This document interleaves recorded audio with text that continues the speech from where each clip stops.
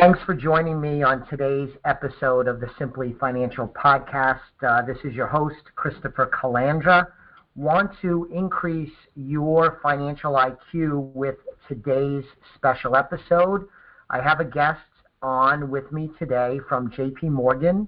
He's Jordan Jackson. He's the Vice President of Global Market Strategies or Global Market Insight Strategy Team. That's a mouthful, Jordan. You must be pretty important. There's a lot of words there. JP Morgan Asset Management Global Market Insights Strategy Team. Wow, that's super impressive. So thanks for joining me today, Jordan. Thanks for having me, Chris. Really a pleasure to be here.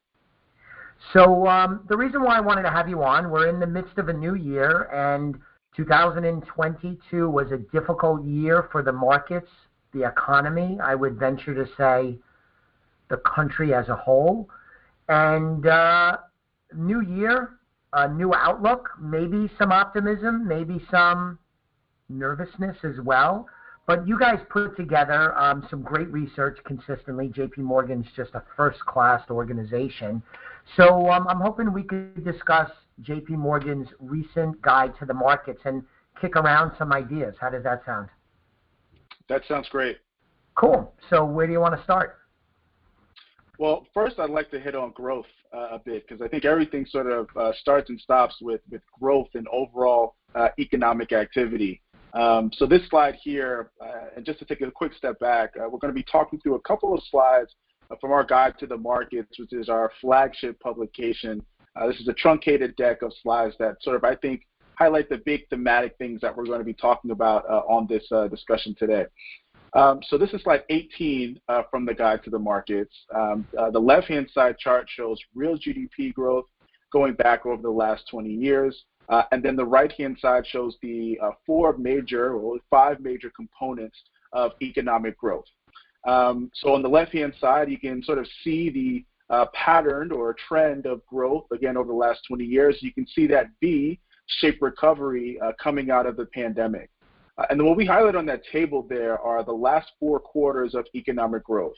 Now, many folks might have remember in the first half of 2022, there was a lot of talk around recession, right? 2 negative quarters of GDP growth back to back. And we certainly experienced that through the first half of 2022. But now we're seeing actually growth bounce back a bit in the second half of 2022. So the third quarter was a particularly strong quarter, growth coming in at 3.2%. And then we're actually anticipating in the fourth quarter, ending December 31st last year, of growth of around 2.5%. And again, I think that's important to mention, because if you look at that blue line on the left-hand side, that trend growth rate of 2%, clearly in the first half of 2022, growth was running below trend. In the second half of 2022, growth seems to have been running above trend. Now, what's kind of been driving that, right? Well, if you look at the right-hand side of this page, the biggest piece of growth is the consumer. It's consumption. It accounts for about 2/3 of overall growth. And we've been in an environment over the course of 2022, the last 12 months, in which consumers still had a decent enough savings coming out of the pandemic. You had the unemployment rate that was actually falling over the course of the year, right? So more and more people had jobs. Right. And you also had wages. So the money that people were making from those jobs we were working were actually rising. And so more or less the consumer was really keeping things above flow, particularly in the second half of the year, again, as we've seen growth perform particularly well. So government spending is a big component, not as big as consumption, as we could all see from the chart. With the spending that the federal government has done, I mean, the government has spent a lot of money, and I don't want this to devolve into a political conversation, but the federal government has spent a lot of money, and the deficits have widened, and the country's debt has increased. But with this spending, because President Biden has gotten past a number of legislative endeavors where there's going to be increased spending, that seems to be, looking at the chart, telling us that actually will help with GDP growth. Is that right? Well, we have to be careful, right? So this is some of the components of growth measured on a quarter-over-quarter basis. And so actually when you look at the massive amount of spending that was done in 2020 and 2021, immediately coming out of the pandemic, right? Those checks, added unemployment insurance and all these different supportive measures, you actually saw the deficit running at double digits as a percentage of GDP. But in fact, throughout fiscal year 2022, the deficit actually fell relative to the spending levels that we saw in 2021. So to some degree, government spending actually detracted from growth over the course of 2022.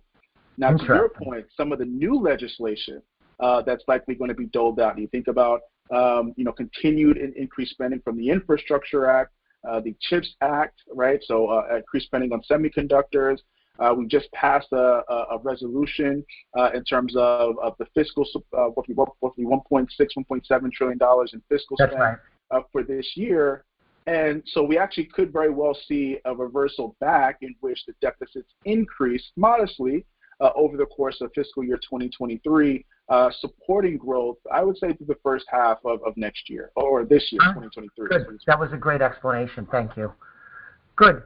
So do you and or JP Morgan or your Global Market Insights strategy team, you touched on this. You had the 2 consecutive negative quarters of growth, and there was a pretty good debate. Is that a recession? Is it not a recession? There's a political component to that, right? Because if you're in power like the Democrats are in the executive branch, you want to downplay the bad news. And if you're the out party, you want to magnify the bad news. But generally speaking, when speaking with clients, Jordan, I would say, hey, listen, technically we were in a recession, but it was very shallow and not very meaningful, but we probably technically were in a recession for the mid part of the year. Is that an accurate depiction, or is that not fair because we weren't technically in a recession because it wasn't supported by other metrics, including labor market statistics? Well, I would sort of think of it as 2 negative quarters of GDP growth being a back-of-the-envelope kind of definition of a recession. But I think more from a technical aspect, we would subscribe to the National Bureau of Economic Research, the NBER's definition of a recession. Now, they are the official scorekeepers of the U.S. economy. They've been doing this for almost about a century now, so we think they're pretty good at their job. And they look at the 6 key variables that you see on this page and how they think about determining a recession. Now, one of the things you'll notice, we like heat maps, so there are going to be a couple of heat maps that we're going to walk through today. Awesome. But we look at those 6 variables in those heat maps, red being bad, green being good, on the top half of this page. So those 6 variables being real personal income, less government transfers, so like the actual income that you're generating from either your employment or your investments, your labor markets, both by the non-farm or the payroll survey or the household survey, real consumer spending, as well as real institutional spending, and industrial production. So these are those 6 key metrics.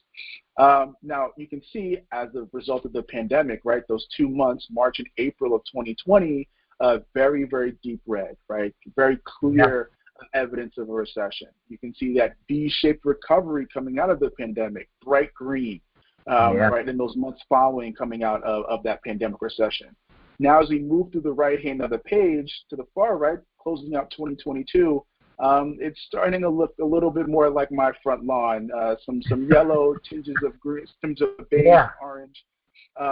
But we don't think that it necessarily constituted a recession, but that's not to say that the risks of a recession are still not quite high for 2023.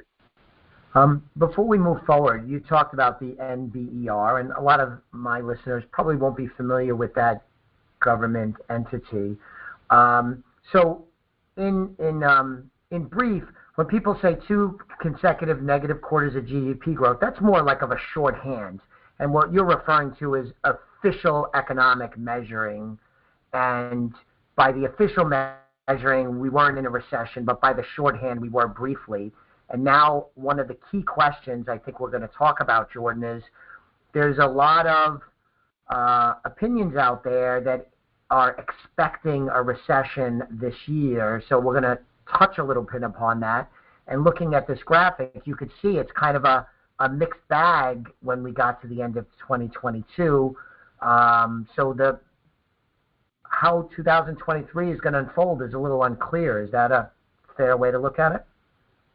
I think that's fair, and we're still of the camp of a possibility of a recession of around 50%, so more or less a coin flip of a recession hitting the economy in 2023.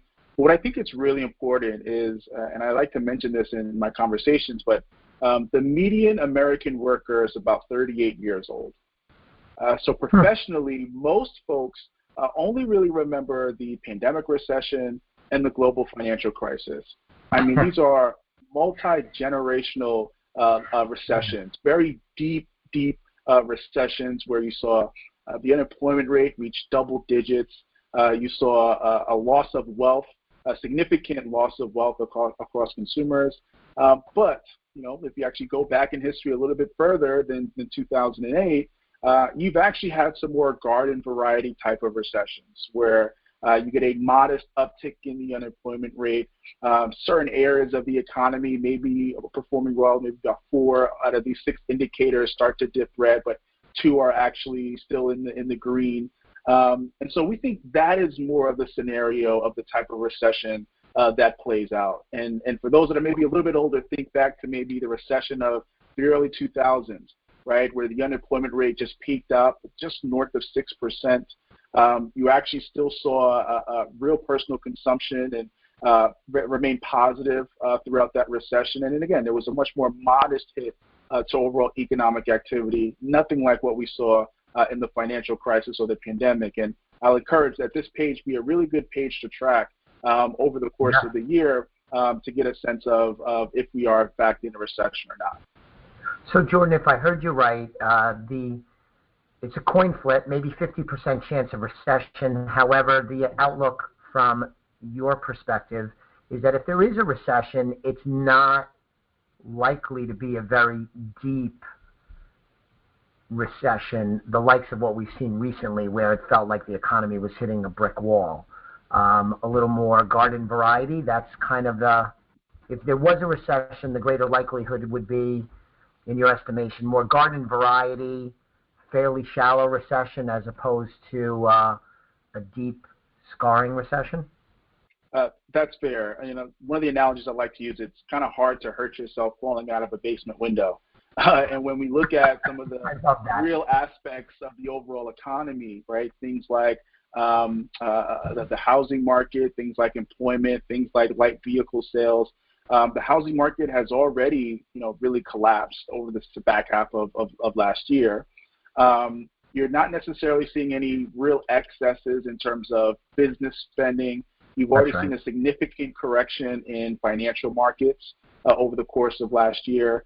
And banks seem to be pretty well capitalized, particularly relative to where they were prior to the financial crisis. So given that we don't have a lot of these excesses that might have signaled a much deeper recession, also given the fact that labor markets remain pretty healthy and the consumer remains to be in a pretty decent spot, it's likely we're going to be in call it this swampy kind of economic growth environment where growth sort of teeters around flat, quarter over quarter, slightly negative quarter over quarter, and that maybe persists for 3 to 4 quarters, but nothing like the very deep and very quick recession of the pandemic, and nothing like the very deep and drawn out recession like the financial crisis.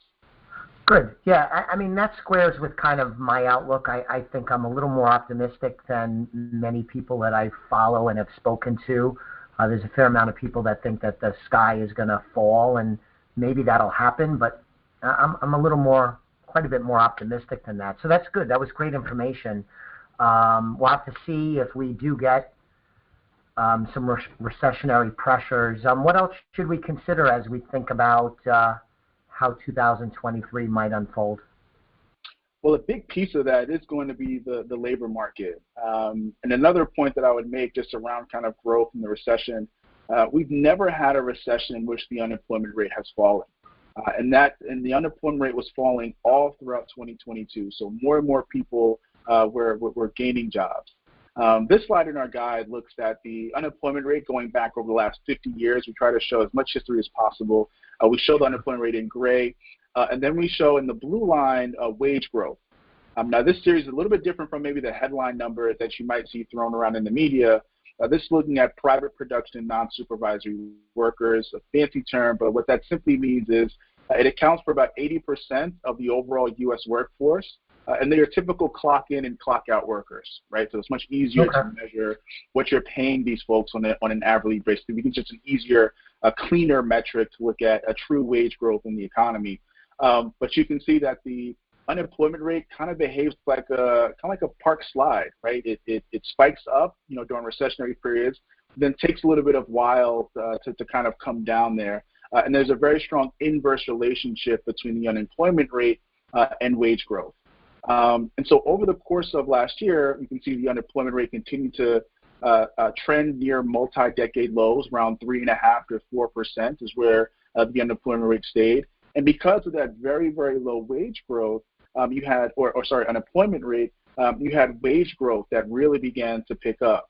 But there's a couple questions here, right? Well, there's this kind of inverse relationship that we're seeing that was pretty persistent starting in the 1980s. Why is it that now all of a sudden we're back at these unemployment rate lows, but wage growth seems to be running a lot higher than what we've been over the last, call it, say, 40 years or so?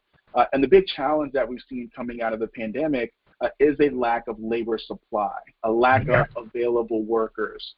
And there's a number of reasons for that. One reason is, some of the baby boomers, the pandemic hit, they had generated a lot of wealth over the last expansion leading up to the pandemic.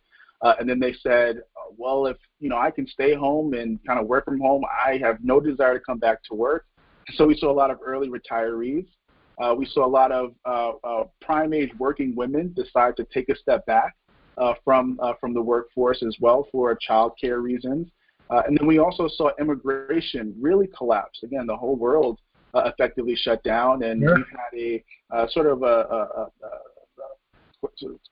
stringent, we call it stringent immigration policy. So immigration really came down, all that constraining the supply of workers. Now, I kind of mention all that, Chris, because all that plays into our outlook for what the unemployment rate and wages are going to do over the course of 2023.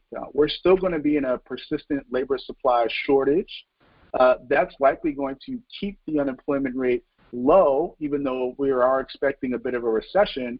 And even if we do have the recession, we anticipate the unemployment rate maybe moving higher by a couple of percentage points, probably topping out at, call it 5.5%, at the upper end, 6%.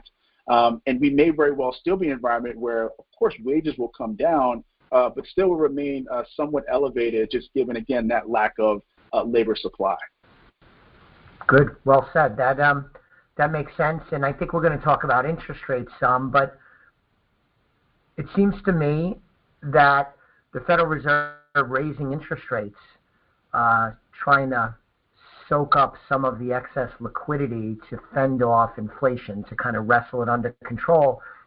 Part of their goal is to create some unemployment greater than what we've had. Isn't that, maybe it's not really what they're trying to do exactly, but that's kind of how they're going to keep score to see if they're having success. Is that right?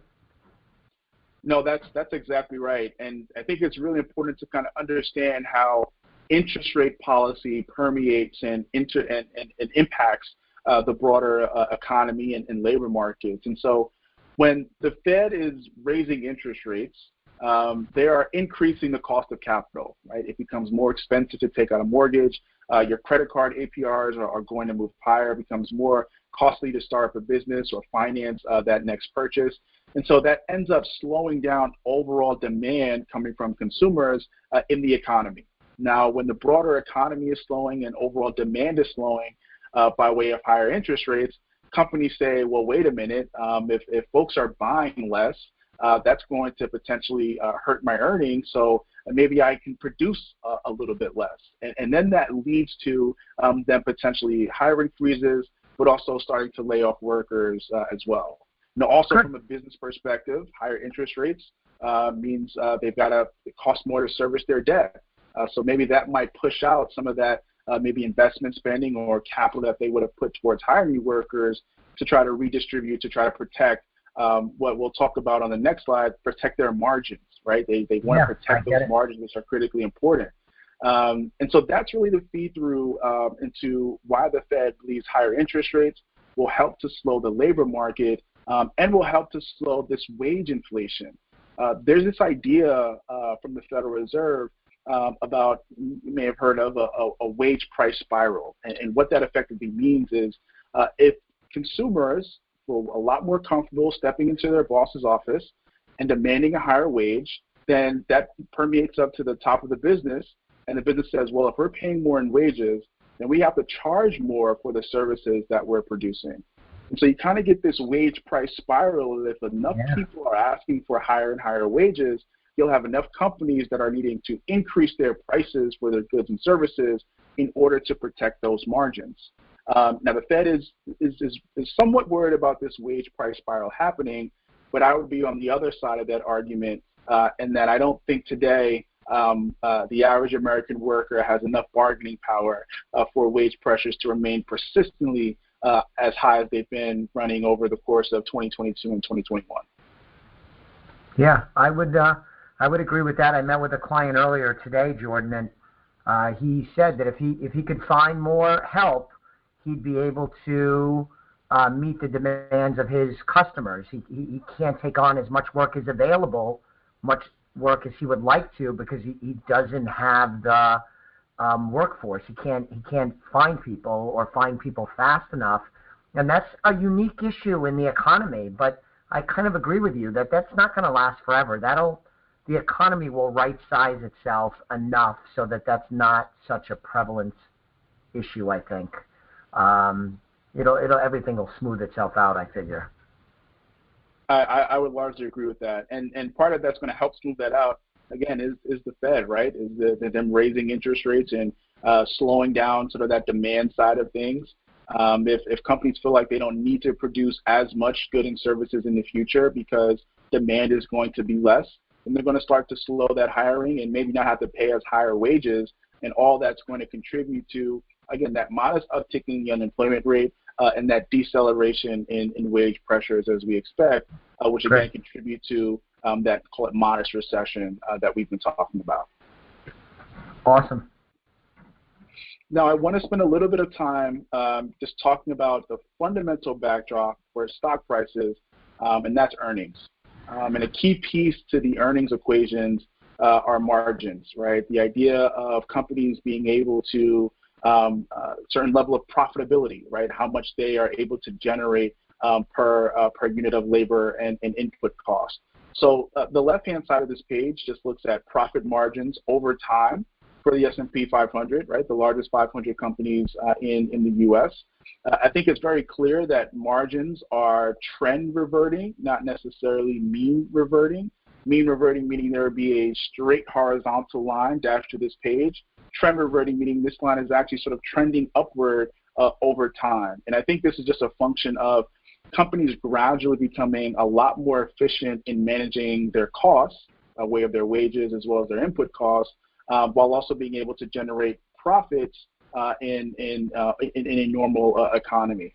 What I think is going to really intensify over the course of this year, and we started seeing this last year, is this war on margins, right? Companies doing their best to try to protect margins as an input to that top-line earnings growth.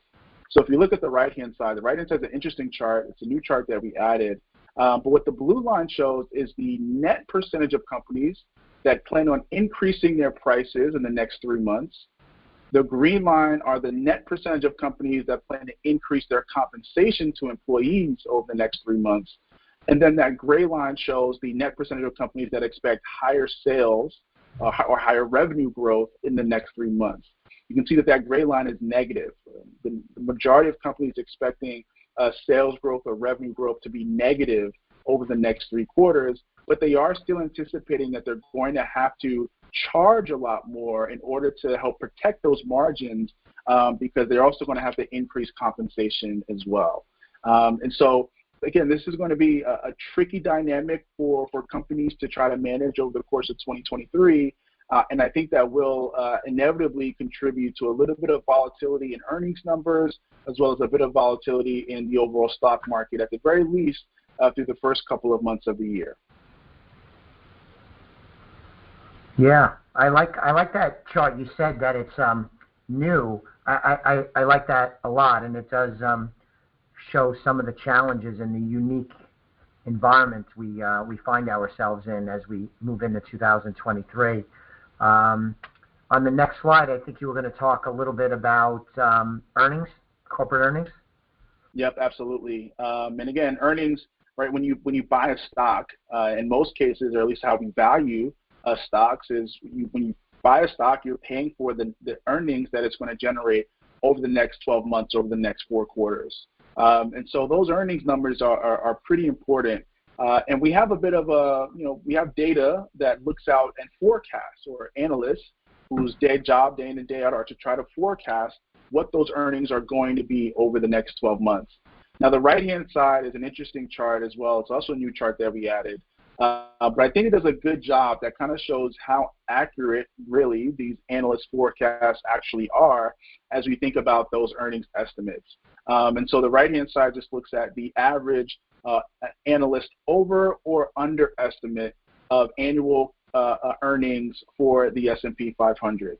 So if you could just focus your attention to the fifth block from the right-hand side, that 5.5 number start of the year block, what that number is basically saying is that on average, over the last 25 years, analysts tend to overestimate calendar year earnings at the start of the year by about 5.5%. Now, I think that's important because as of today, markets are anticipating that earnings are going to grow by about 13% for 2023. So if analysts are overestimating by about 5.5% at the beginning of the year, then we could say realistically earnings are likely going to deliver closer to around 7-8%. So now we get to a point where we have to explain the 7-8%, or if that 7-8% is actually an accurate number. But if we're talking about a recession, or at least a mild recession, I just showed that chart that showed a net percentage of companies expect lower sales over the next 3 months. That would suggest that earnings might have to come in lower than that 7-8%. They probably have to come in fact, negative for calendar year 2023, and that's really sort of the ballpark that we fall in here. Now, with that being said, let's take a step back. Earnings actually are likely to contract over the course of 2022.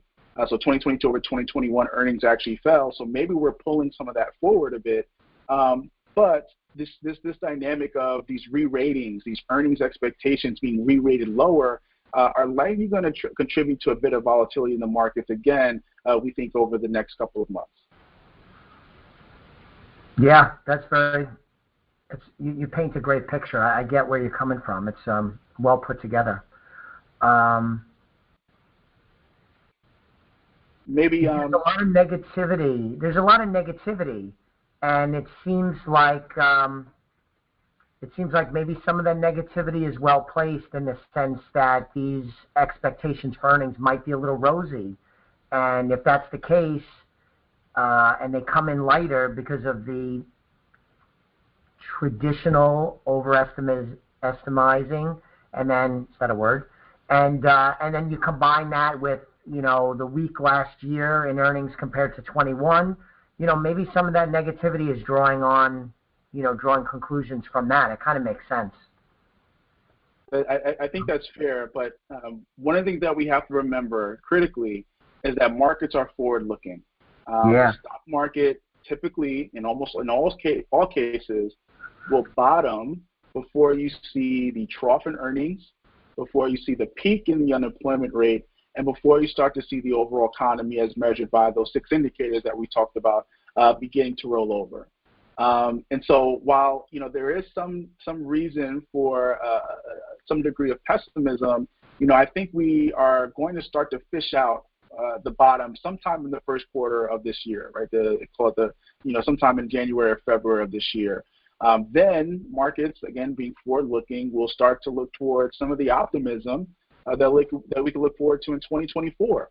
And I think at that point, markets will very well start to rally thereafter. So yes, we're talking about some reasons to be a bit pessimistic, but I do think it's important to remember that markets are forward-looking, and they tend to kind of sniff out that bottom well before you start to see the hard economic data begin to roll over.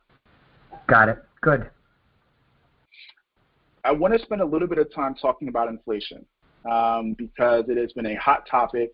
And I think another creative way, using another heat map, I think this is a great slide that kind of breaks down those components of inflation and really where the inflationary pressures have been generating or coming from over the last 2 years. So the top rows are basically just your year-over-year and month-over-month headline, as well as core consumer price index, CPI inflation. Core is just stripping out very volatile food and energy prices. Now, underneath that, the first set of rows, we show energy inflation and some of the various components. Underneath that, we show food inflation and some of those various components. Below that, we show core goods. And then at the bottom, we bucket core services. Now, again, we like heat maps because you can sort of tell the story over time.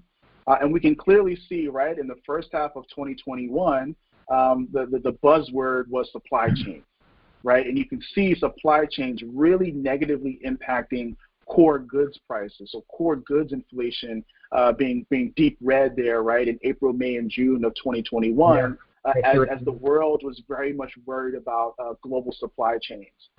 Then as time moved on, right, we started to move towards 2022, and then we started to, of course, Russia's invasion of Ukraine. So if you kind of focus your attention to the top set of boxes there, energy, you can see in the first couple of months of 2022, energy inflation, right, was particularly hot, and that was contributing to a lot of the inflationary pressures as well. Over the middle of 2022, a lot of climate issues, and I think also Russia-Ukraine conflict further exacerbating food inflation, right? So food inflation continued to run particularly hot over the middle of this year. But what's contributing to the inflation now, right? Inflation has started to kind of come off that peak that we saw in June of 2022 at 9%. Now it's down at roughly 7.1%. But what's still very much contributing to keeping inflation elevated is services, right? That bottom set of rows there, that deep red over the last couple of months, it's services, it's rental inflation, it's owner's equivalent rent. And as we think about the trajectory of inflation over the course of 2023, there is a lag impact or maybe a delayed impact in home price appreciation and new lease and rental inflation that we see in the real economy and how that filters through to the CPI calculation that the Fed is tracking. We actually don't think that this rental inflation or shelter inflation is really going to peak out until the end of the first quarter of 2023.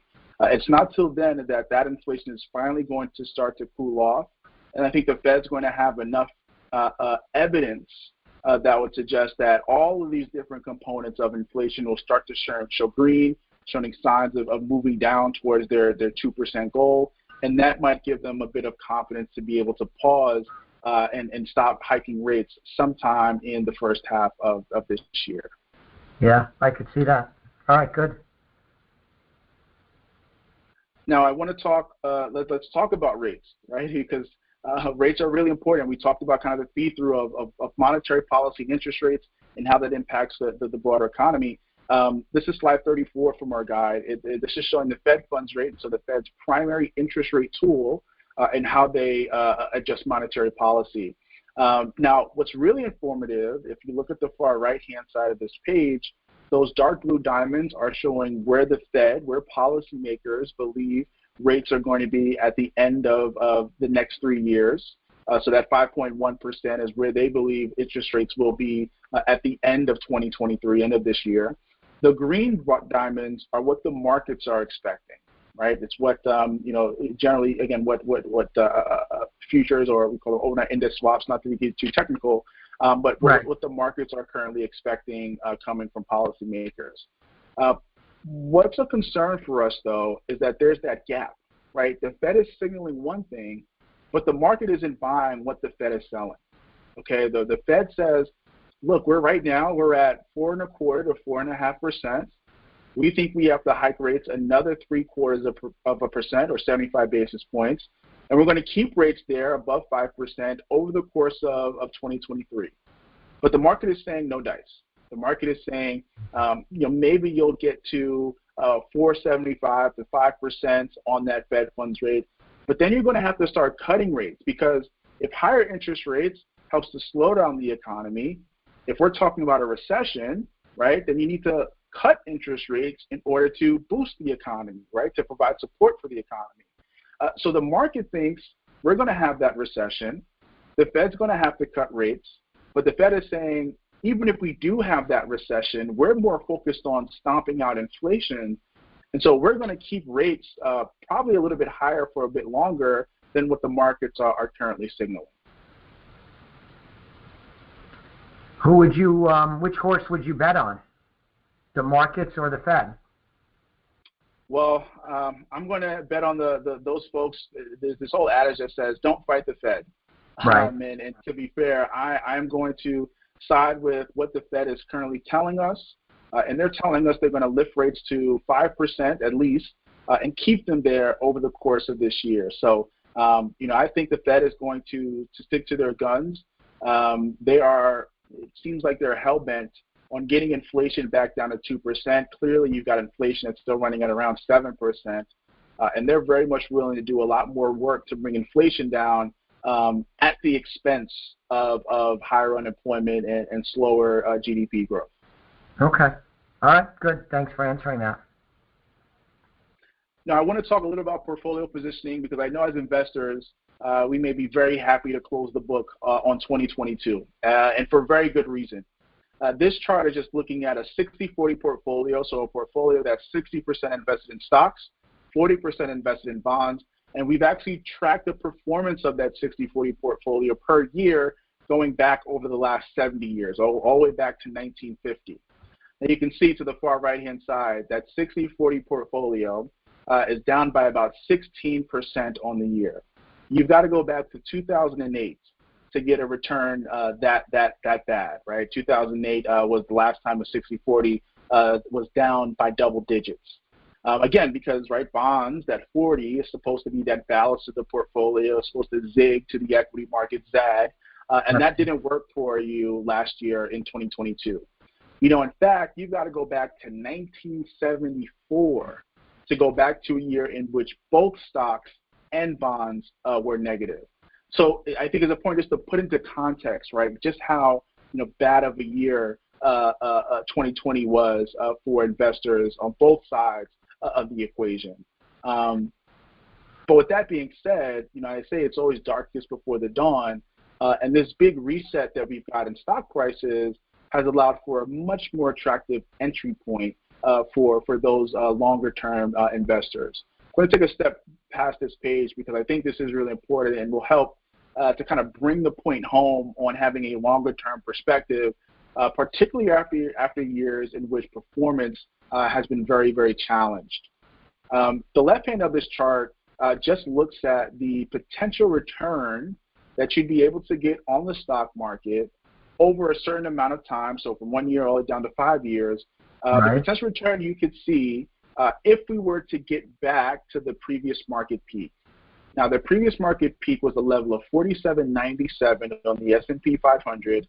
That was on January 3rd of 2022, almost a year ago to today's date. So I think we almost timed this perfectly.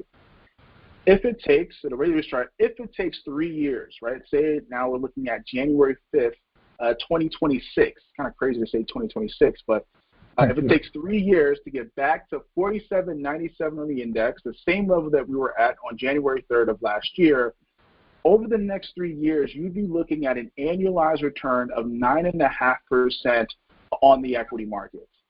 I mean, that's pretty impressive. For those who we've been investing for some time, the average return on the market in the expansion prior to the pandemic, coming out of the financial crisis, was right around that 9.5, 10% level.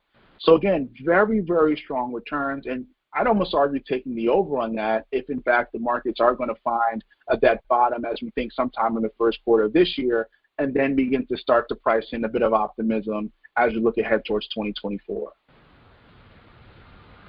Yeah, and if investors had to go through a rough 2022, I went through it, my clients went through it. If it took 3 years, and again, we're just speculating on what might happen, we don't have a crystal ball, but if it took 3 years at 9.5% to recover and get past this inflation issue, get past the next presidential election, get farther away from the results of the pandemic or the distortions of the pandemic, that's not such a bad outcome. I would agree, and again, I'd almost take the over on that. Again, just given that I think markets are going to start to look towards the optimism, look past kind of the weakness that we expect in the second half of the year. We do anticipate, right, the Fed is going to start cutting rates sometime in 2024, so lowering interest rates to try to boost the economy. And the markets are going to start to, try to tease that out and look forward towards that optimism. We think, again, sometime in the first half of this year. All right, very good. You think so? Maybe this was covered in a slide. What's the expectation where inflation will be at the end of 2023? Was there a consensus number that we could cite? Sure. So we didn't include this, but we anticipate inflation will end the year at around a 3.5% level. Okay. So still north of that Fed's 2% target, but substantially lower than the 7% inflation. Inflation is expected to be cut in half over the course of this year. You think that's more optimistic than conventional wisdom, or more pessimistic, or kind of middle of the road? What do you think? I would argue that it's very, very call it optimistic. In that when we look at sort of market expectations, over the next 12 months, the markets, and this is looking at CPI pricing in the bond market, so inflation break-evens. 1 year inflation break-even rates are sitting at about 2.1, 2.2%. Yeah. And I'm talking about inflation ending in the year close to around a 3.5% level. So, kind of inflation sticking around, hanging around for a little bit longer. So if you got to inflation of 3.5% by the end of the year, if that was nailed accurately, that would do wonders for the psyche of the consumer and just Americans in general, wouldn't it? Well, I think so, and we're starting to see the psyche of American consumers beginning to bounce back. When you look at consumer confidence, it really bottomed in the middle of last year. And when you think about what are the most sort of readily available kind of data points that consumers are watching, it's gasoline prices, right? It's home prices, right? Looking at sort of their wealth, it's asset prices. So looking at their portfolios, all of those sort of, contributing to the very somber outlook. You had weak markets in 2022. You had gas prices that had really peaked out in the first half of last year. And now the outlook for asset prices look a lot better. Gasoline prices at the pump are now lower than where they were a year ago. And so I think there's a little bit more optimism from consumers as we step into this year. All right. It seems to me, and this is just anecdotal opinion, that people are too pessimistic about inflation. And they're making more out of it at this point than it probably deserves, not recognizing. I just don't think people recognize that it kind of already probably peaked and is trending downward. I think a lot of people's mentality is still the trajectory is that things are getting consistently worse. And if I'm right about that, that has to get squared up sometime soon. Yeah, I think one additional point that I would make that I think that's adding to this polarization, is politics. And it seems like I think certainly inflation was overly politicized, particularly over the course of the year. I find it interesting that Federal Reserve Chairman Jerome Powell actually met with President Biden shortly before the midterm elections, or really around the summertime. Oftentimes, you do not see meetings like that happen because, again, the Fed is supposed to maintain its independence. And so I think there is a lot of this political polarization. I think we featured one of those charts that we have in the guide on the call that just looks at consumer confidence based off of political affiliation. Oh, yeah. I haven't seen the chart, but I know what it would tell us. Oh, yeah. Just based off of who's in power, whether Democrats or Republicans, even though both Republicans and Democrats are experiencing the very same exact economy, feel drastically different about the state of affairs.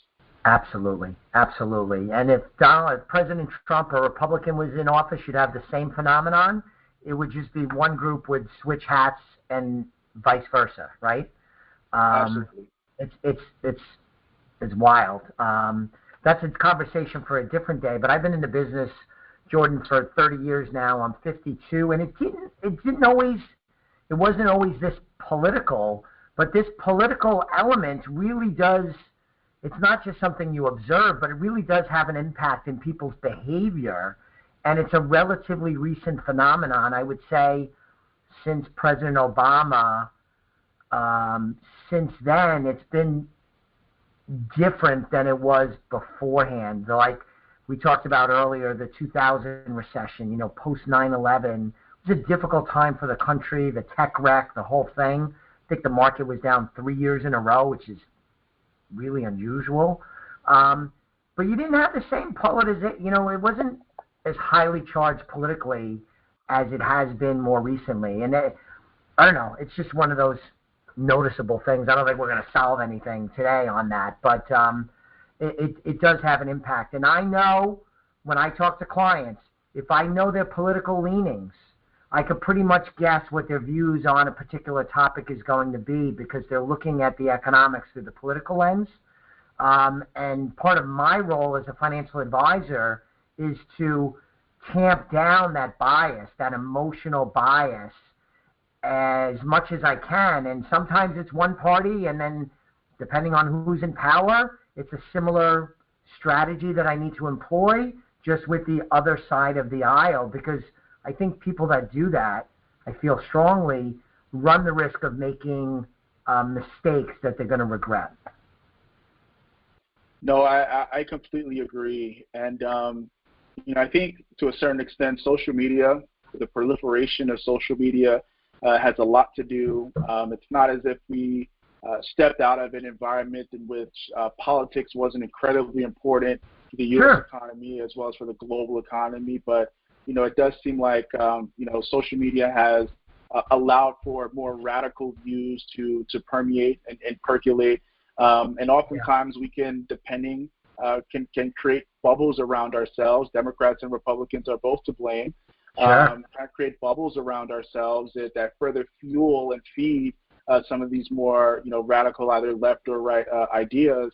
The reality is we try to separate that as investors, right? We try to separate those political leanings and solely look at the data, right? Look at what the data is telling us, where we may be seeing opportunity, where's money flowing, where's capital flowing, both from the private side of things as well as from the government side of things.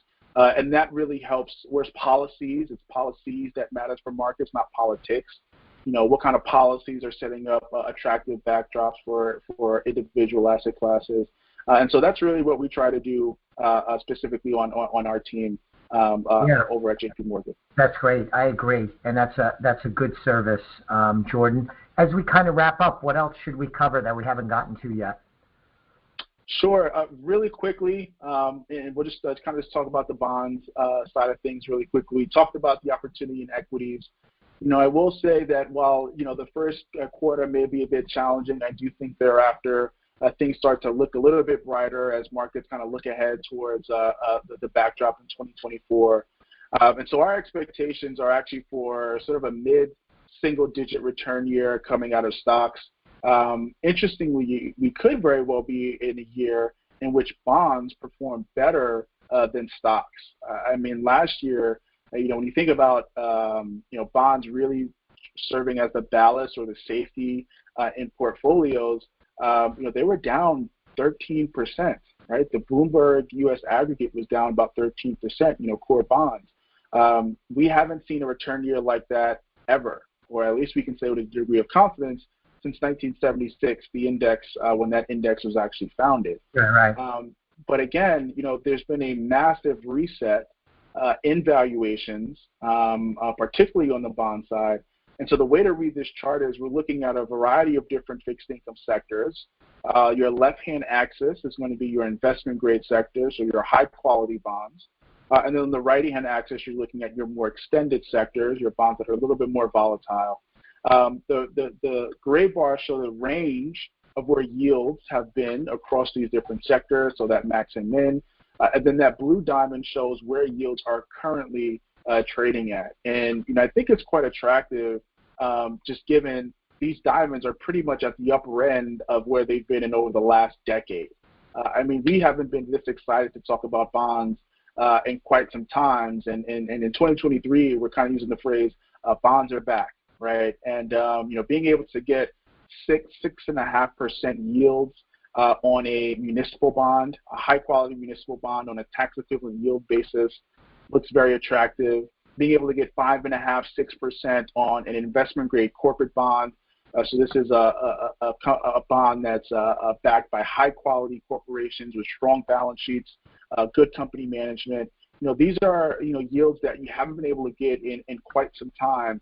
And so we actually think, again, if we're talking about mid-single return digit year in equities, we could very well be looking at a higher single-digit, low double-digit return year coming out of the bond side of the equation after a very, very tough year. So where we always talk about dollar cost averaging, right, into the equity market, I think it almost makes sense to dollar cost average into the fixed income, the bond market, just given the return potential has improved pretty significantly looking at where things are at today. Yeah, that's a worthwhile thought. And if 24, maybe late 23, 24, the Fed starts raising interest rates, then bonds once again would have the wind at its back and might be an opportune time. So, Jordan, thank you. I was really excited about this presentation. I think listeners would have gotten a lot out of this, so thank you for listening. Jordan, I really appreciate the time you gave us. Thanks to JP Morgan as a whole and my primary contact, Bill Menaggio. So thanks again. I hope you and your family have a wonderful 2023. Thank you very much, Chris. I really appreciate it. I actually have a 10-week-old at home, and so awesome. I'm going to be on daddy duty for the rest of the evening. So thank you. I bet. Listeners, I'll be back with you again to talk more about the economy. Please check out my podcast, my weekly podcast, the Simply Financial Podcast. Thanks for listening to today's broadcast. Take care, Jordan. Take care. The views expressed are not necessarily the opinion of SagePoint Financial Incorporated and should not be construed directly or indirectly as an offer to buy or sell any securities mentioned herein. Investing is subject to risks, including loss of principal invested. Past performance is not a guarantee of future results. No strategy can assure a profit nor protect against loss. Please note that individual situations can vary. Therefore, the information should be relied upon when coordinated with individual professional advice. Please note, the information being provided is strictly as a courtesy. When you link to any of the websites provided here, you are leaving this website. We make no representation as to the completeness or accuracy of the information provided at these websites, nor is the company liable for any direct or indirect technical or system issues or any consequences arising out of your access to your use of third-party technologies, websites, information, and programs made available through this website. When you access one of these websites, you are leaving our website and assume total responsibility and risk for your use of the websites you are linking to. Securities and advisory services are offered through SagePoint Financial Incorporated, member FINRA SIPC. Insurance services offered through Elliott Wealth Management, LLC, not affiliated with SagePoint Financial.